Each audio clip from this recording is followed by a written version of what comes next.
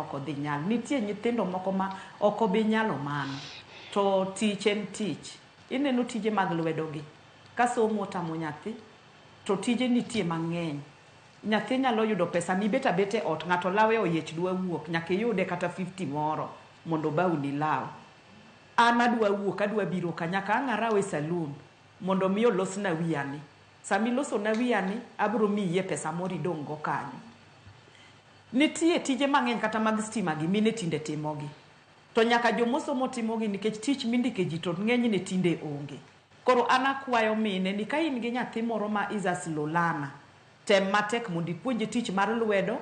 Tich en tich, yudo pesa. Kata mano biashara, ohala ni ipuonjo ji. An ohala no puonja gi kolping. Kapok na chako loko, mang'eyo nonego be no ohala chalo kama, ohala chalo kama.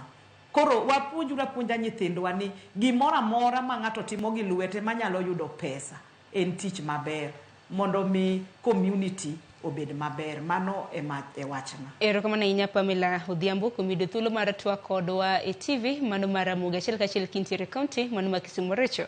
In bende wachni mogik kotieko. Erokamano kuom bet kodwa gokinyi ma kawuono. Yiena mondo awach weche adek kende asabo tieko. Mokwongo amor gi jowa ma chuo mowuok oko